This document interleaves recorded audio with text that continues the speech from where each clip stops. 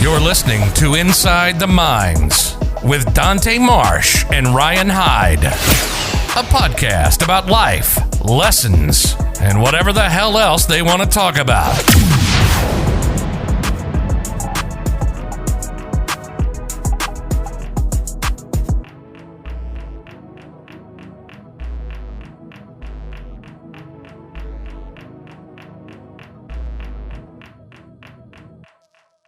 Today we have fucking president of Swaggerville,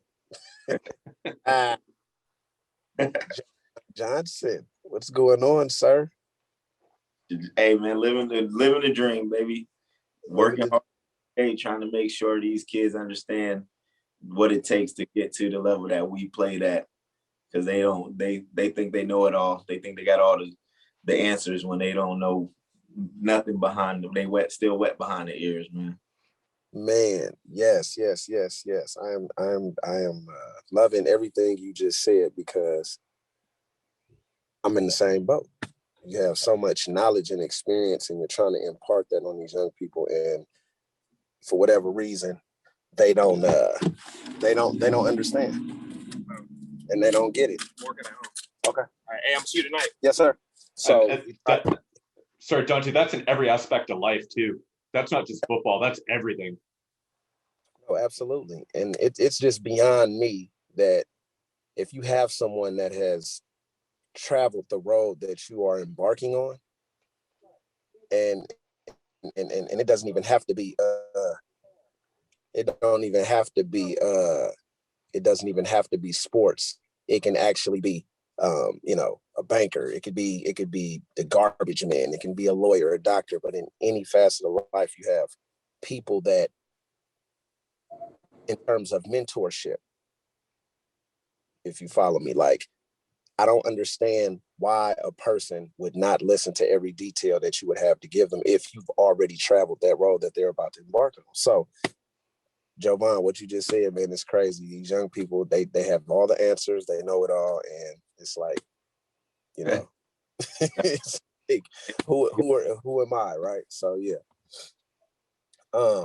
In regards to, let's kick it off. You're from Erie, right? Pennsylvania? Yeah. Okay, so walk us quickly through the beginning. All right, the beginning for me, growing up, I played basketball. I was more of I wasn't really into the physical aspect of playing football when I was young. About 8th grade, two of my best friends they were in their right outstanding football players. Both of them ended up going D1, but they were really good football players starting at a young age. And they asked me to come out and play in the 8th grade. And I was thinking of, was it something that I was interested in doing or not? I ended up going and playing, but at that time I was still kind of, new to the game. I played it, pick up or whatever, tag in the park, whatever. But I really didn't know the ins and outs about the game as much as what they knew, because they played for so long. And I ended up playing quarterback my first year. So it was like, I have to learn plays. I have to know who align where, who does what, like all these different responsibilities, and lead guys that have played the game way longer than I did. But I kind of equated it to playing basketball. So like I was a point guard in basketball. So I had to facilitate and get people the ball and do all those different things. So playing quarterback was a lot like playing point guard. So I ended up playing my first year as an 8th grader. By the time I was going into 9th grade, a lot of people saw my athletic potential, and they wanted me to come try to unlock that potential at their high school programs. So I ended up the first 2 years playing high school with all my friends, guys that I grew up with in the projects and all that. Outstanding talent, poor work ethic. Like when I tell you our team had probably the most athletes that one team could have, but we didn't accomplish anything because half of them would not come to practice. They would not put the work in. They didn't care who the opponent was. There was no studying film or nothing like that. They would just show up, coach put you in the game because you missed school the whole week, You show up, coach puts you out there, and then now you're running the wrong routes. I'm throwing interceptions because I'm expecting you to be in a place, no chemistry, no timing, no nothing. So after those first 2 years, I was so frustrated with, just being with my friends and playing on that team that I ended up transferring to a prep school. And when I transferred, everything kind of changed for me. Everything started to click because I wasn't used to guys being where they were supposed to be. I wasn't used to guys showing up early, staying a little bit after practice to work on the fine details of different aspects of the game. I wasn't used to that. So it was kind of new to me. But those next 2 years, my last 2 years of high school, we ended up going undefeated my senior year. My junior year, we should have went undefeated, but we lost 2 games. We ended up losing in the playoffs against Sharon, who had Marlon Jackson, corner from the Colts. They had a few big-time guys, and they really put a whooping on us, but that was a wake-up call for us. And then, senior year, we balled out. We had coaches coming in every week. One of my teammates was a track star, a corner 6'1", 190 in high school, ran a 4.27 in a 40-yard dash. He was a state champion in track. He had every school in America on him at corner because he was the other corner. And, every time they would come see him, I would be in the office with him like, hey, I could play too. I'll even undersized, I could do some things athletically. So teams started to take a look at my film, and I got 2 college scholarships, Iowa and Kent State. And for me, I was like, shit, Division I is a dream for anybody. If you get the opportunity just to play Division I, I mean, that's a blessing in itself. So I took my 2 visits and I ended up choosing Iowa. 1, because of the program was on the rise. 2, because I already had 2 guys from Erie that was already currently on their team, Bob Sanders and Ed Hinkle. So, those guys, it felt like home for me. It was a no-brainer because I knew they was going to hold me accountable. They were going to push me to reach my potential, and they wasn't going to let me fail. So I ended up going there, and as a true freshman, my first day on campus, I was a kid from the projects that I had a different mentality than what most people probably used to. So I rubbed a couple people the wrong way, but that was just me being a competitive player that I am. I was trying to get on the field. I didn't care where you were from or who you were or what position you currently held. I was coming to take that spot, and a lot of guys couldn't take that pressure. So my freshman year, I ended up starting as a freshman, but I ended up the first 4 weeks of the season, I played the second half, in the blowout games or whatever. And I would go in there and I would just go crazy. Like the first 4 weeks, my freshman year, I had 4 interceptions in 4 games just from playing the half from the second half. So defensive back coach called me in the office and was like, listen, we got to make a decision. We love the way you're playing. And the guy in front of me was a senior. So he was like, hey, he outplaying you. We're going to go with the freshman. And I ended up starting the rest of the year. And we that year we went 12-1. We went to the Orange Bowl, played against USC, who, they had one of the best organized football teams I ever seen. They look like an NFL team, to be honest, with Carson Palmer, Reggie Bush, Williams, all these Troy Polamalu. I mean, you name it. They had stars all over the field, and they beat us pretty solid in the Orange Bowl.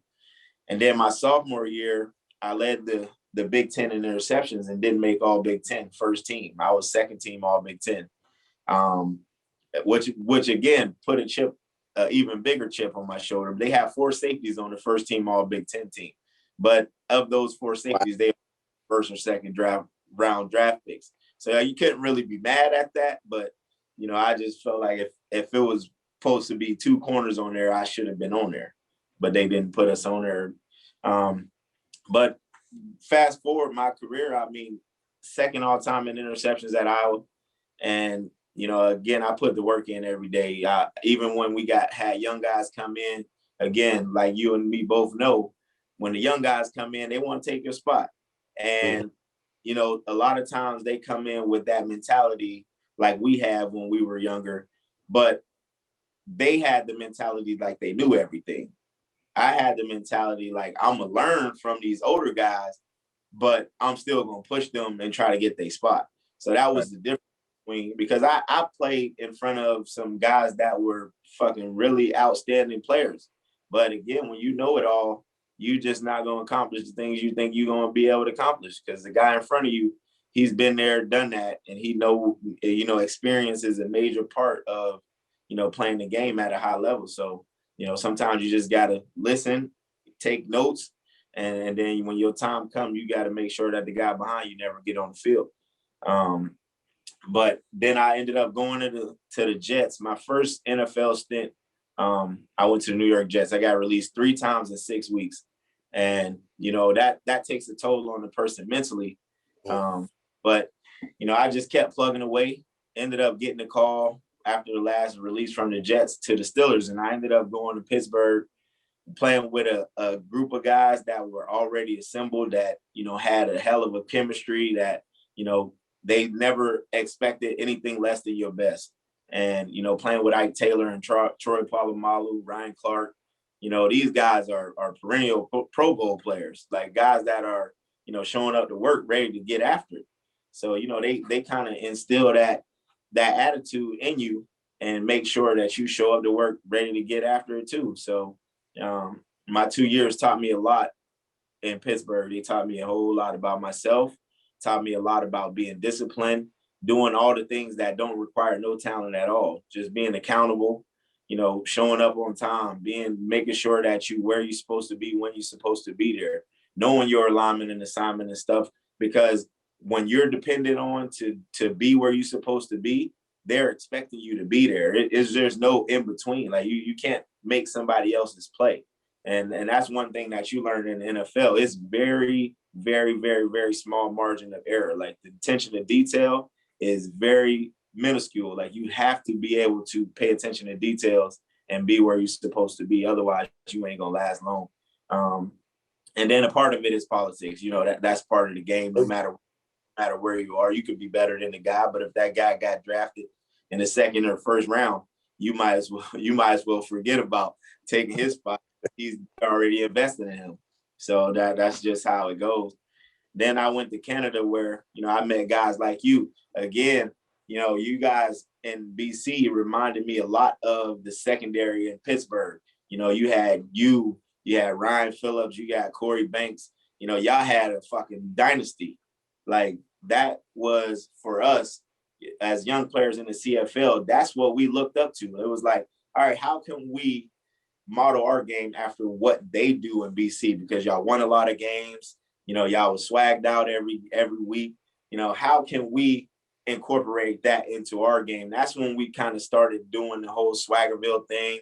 How can we bring attention to our play on the field and, show that we're just as good as guys that have been here and done that. So, me, Hefney, Sears, Kent, Suber, we all was just kind of hanging out and started, coming up with an idea of what we could do to bring a buzz to the city. So, but, those 11 years in Canada, playing on different teams and, seeing different players and again, being a guy who was out there playing and, you got guys behind you, fighting to try to take your spot.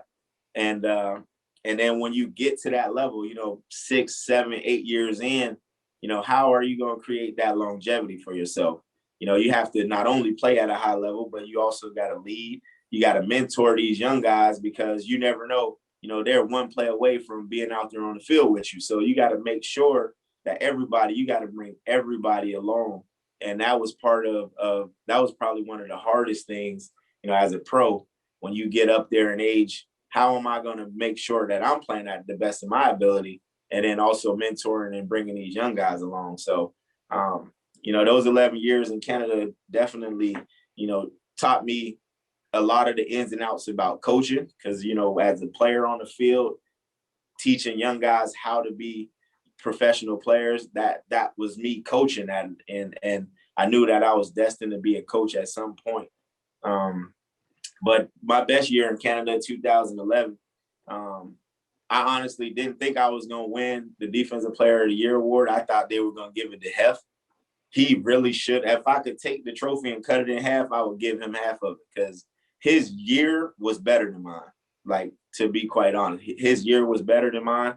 But, I had more, Shazam about me, being a returner. I was in the game in more ways, but defensively, he was that dude. But that was my best year. And, again, being bounced around from team to team towards the end of my career and having to play at a high level, that was just, the frustrating part is that I felt like I was performing well enough to stay where I was at. But, the business side of it starts to play and factor in. And you just got to make sure that you on top of it at all times. But, that's kind of my career in a nutshell, for real, for real. Well, the it's funny you talk about the business side. The business side, shit. I mean, I'm not gonna really complain because I played for 11 seasons for one organization, for a guy who doubled as the GM and the coach, and he's one of the most shrewdest in the business. So yeah.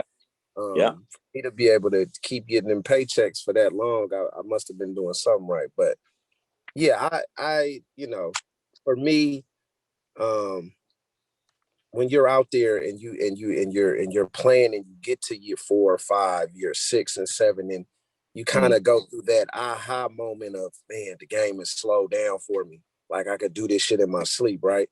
And then you find yourself leading by example. So when you were saying earlier, how to keep yourself at that high level, but yet still able to mentor and teach the younger guys I think is the way you carry yourself and how you lead by example every day coming to work. Because I was one of the first guys. Shit, my last year I was 35. I'm in there 7 a.m, lifting weights.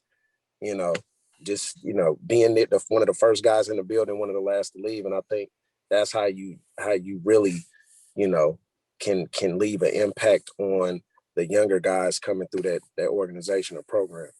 Yep. So, I want to get into the 2011 season a little bit.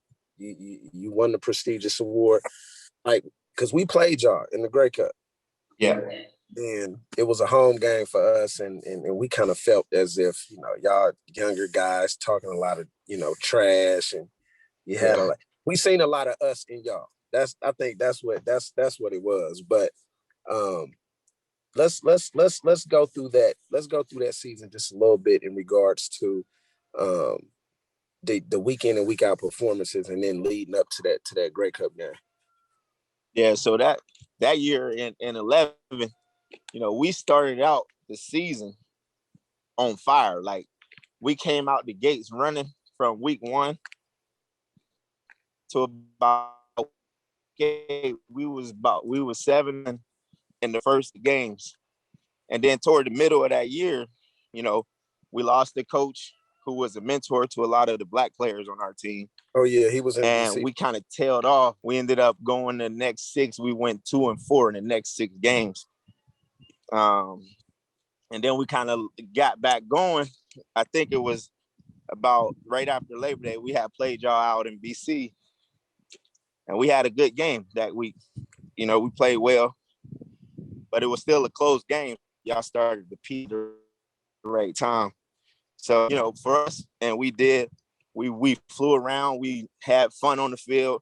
We would come up with different celebrations weekly for what we was going to do for the week, just to kind of create that buzz. And we had the buzz going to Winnipeg. But then when we got to the Grey Cup, like the Grey Cup game, playoff game against Hamilton, like we kind of dominated them. Like it was cold. They didn't really want to play. They had outstanding athletes, but like you could just tell that they didn't really want to play us. And then when we got to the Grey Cup against Shaw, we was like, here we go. They got a veteran team. They gonna be a tough matchup for anybody. They hot at the right time. But we felt like we could win. But I think, just experience played a factor. Like y'all been there, done that. You know, y'all knew that if y'all just capitalized on any mistake that we made, that y'all was gonna take advantage. And that's exactly what happened. You know, because we was young, still out there trying to figure things out when y'all have been there, done that. And I think experience, especially when y'all added Tad Cornegay to y'all secondary, the experience factor really played a major factor in the game. And that's really why we lost against y'all, because y'all just beat us with that knowledge, you know, and that knowledge took y'all over the top. Indeed. Did you know that you would segue into coaching? Did you know that you would your career path would take you from being a player for so long to coaching, like right off the bat? No, I didn't. Right off the bat, no. But, you know, as I kind of progressed throughout my career, I knew that I was probably headed that direction just because of the amount of young guys I had to mentor and bring along, you know, how my coaches depended on me to be an extension of them, field, off the field, you know, all of those things kind of factored into me knowing that I was going to eventually become a coach. What kind of changes in your game did you have to make going from playing college, the NFL, and then into the CFL? Well, in college, you know, you could make a mistake and get away with it, athletic ability. NFL, there's no making up for a play. If you get beat off the line of scrimmage and press coverage, you could pretty much cancel Christmas.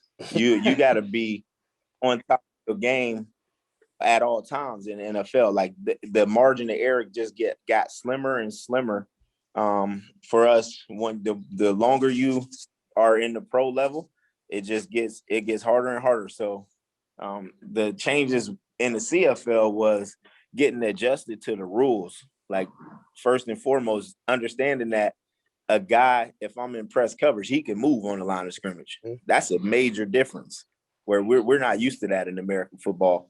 And then you got to play 1 yard off the ball. So that makes playing press that much more difficult.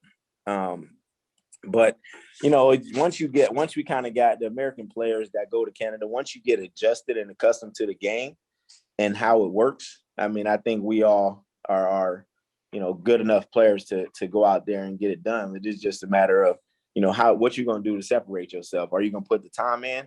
You're going to study film, know your opponent inside and out?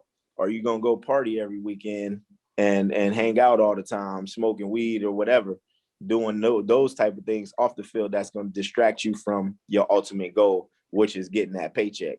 Right. Yeah, that NFL game, I will attest to that. When they say a game of inches, like everything is so slim. Like the ball is there that much faster. The receivers' routes are that much crisper. Like the margin for NFL is crazy. So for those that play, you know, you can't, you know, sit on the couch and bitch and complain about how much money these guys are making, because to do that, because I have a season in the NFL, and to be able to do that week in and week out, knowing that you got guys coming, even the CFL, coming to take your job. And for a lot of people, they don't understand, even though you are assigned to a contract, your GM and player personnel, and coaches are trying to replace you. Yeah, they tell you that from day one. You know what I'm saying? So for a guy to be able to perform at that level week in and week out for an extended period of time is like outrageously phenomenal. Yeah, that's a phenomenal thing to accomplish. Absolutely. What was it like for you winning the Grey Cup in your first season with the Riders in 2007? I mean, I didn't really feel like I won nothing because I had just got there. I mean, I was on the team and I didn't really make no impact. I mean, they won that. I mean, they accomplished that because, you know, they put the work in throughout the whole year. I was only there for the last 6 weeks of the year. So it was just, you know, for me. And plus, when I got there, I had that chip on my shoulder, like, hey, I'm coming to take somebody's spot. And again, I kind of rubbed some veteran guys the wrong way, but that was just who I was. I didn't care about what your name was and what you accomplished. Like that was just my whole mentality. And some people couldn't handle that. Like, you know, and that my mom and dad and mentors always told me pressure busts pipes. So, you know, if you can't handle the pressure, then, you know, you can't play under the heat. You better get out the kitchen. Mm-hmm. So, I mean, that's just how I was. But again, like we won the Grey Cup. We had an outstanding team. You know, when I came up there and I started to see those guys work, again, when you put those type of teams together, they're going to win a lot of games because they all buy in and they all, you know, have that chemistry and camaraderie, and they're going to get things done the right way. And that's what they had in Saskatchewan when I got there. So I was just a piece of the puzzle that was trying to help get them over the edge, but they had already had it all figured out. And they shouldn't have won that Grey Cup. We should have won our second in a row that year. Yeah, I remember they playing them in the Western Conference. Yeah, man. It was crazy. So, you know, for those that don't know, me and Jovon got a little bit of history and half in y'all whole little crew. It wasn't good in the beginning. No, but we bumped heads a little bit. Yeah, you know, but I was big dogs on the pedestal, and we was trying to take y'all off. But and that's crazy because like when I got up there, you had Omar, and Omar's my guy. I remember watching Omar when I got to Fresno State. He was at BYU, so it's crazy how this fraternity of football, you know, people for a long time and through others, and it's like 7 degrees of separation, right? But yeah, when you play the same position as somebody, it's always that competitive nature and spirit. So then it you know, once again, it took time and I started paying attention. I'm like, man, dude got game. Okay. So it's I will say this, the older you get when you're playing ball, you start to have more admiration and appreciation for others that play your position. Cause you start, I'm not gonna say hating, but it's the competitive nature. So when we playing, he ain't that good, or yeah, you know. But then the longer that you play and you get mature, you start seeing stuff differently. You're like, yo, dude can play. Like that's how I was with Davis. Like watching him from afar on other teams, and he was arrogant, he an asshole. He was like, man, you know what? But then when you actually get these guys, you know, on your team with you and you playing with them and they in the locker room with you every day, you're like, yo, he a cool dude. Like Arlon Bruce playing against him, and I can't stand this dude. But when he gets on your team, you're like, no, he's really a real good teammate. He's a good guy. Like I will go to war with him any day of the week. So it's just one of those, man, you grow a fondness for, you know, other guys that play the game and you have that mutual respect. It's a dope thing. Yeah, absolutely. And that's definitely how we was with, you know, with y'all. We was like, man, these dudes, man, they getting paid, they swag. Oh, you know what I mean? How can we get like them? Because that's where we want to get to. Like that was our whole motivation, was like BC secondary is where it's at. Like we need to get our game because they is doing shit the right way. They getting paid, they balling out. Like shit, how could we get there? So that it wasn't. I mean, I think we kind of admired y'all, you know, from that standpoint. Like, you know, we already knew that y'all was the top notch. Like y'all was it. So how could we get there? That was probably that was the thing for us, was anytime we played y'all, we wanted to try to one up y'all no matter what. Hey, they talking shit from the sideline, man. I'm like, man, leave me alone, man. I ain't got time to talk to y'all right now. Leave me alone. Oh, man. Hey, I was watching that the other day. So I might have been close to my last year. We playing in Winnipeg. Y'all, I just covered, I forget the cat name. He played a couple years ago. Real tall cat. I'm in his hip on the deep ball. Break up, and they call pass interference. So I'm laughing. So it's like a 35, 40-yard game for y'all. So the very next play, y'all run that motion down and run that out, and I jump on it and go to the crib. And I remember you on the sideline. I was pissed. I was like, what? Man, that boy went, boy. I said, ain't this some shit? We thought dog shit, he'd have picked 6-star ass. Hey, man, them was some classic battles, man. It was some real classic battles. Real classic. Crazy. Definitely, man. Definitely, man. The respect is always 100. Mike, yes. Do you have any aspirations to coach? Because like I said, I'm coaching. I'm the DC at a junior college. I've had a couple opportunities that were presented to me at the D1 level. It just the money and the timing, right? Because my son just graduated high school last year. So in regards to that, do you honestly want to chase this at that higher level, knowing the time commitment and the politics? It's a whole lot of politics. Yeah, I mean, for me, it'd have to be the right situation, honestly. Like, I'm not gonna go sell myself short just to say that I'm there. I'm gonna evaluate the whole realm of the situation before I make that decision. But I definitely would love to, because I think I got the knowledge to be able to excel at the level. But it just got to be the right situation for me. All right, this is Jovon Johnson. I appreciate y'all for joining me and my great friend Dante Marsh and company in the Inside the Minds podcast. I appreciate y'all.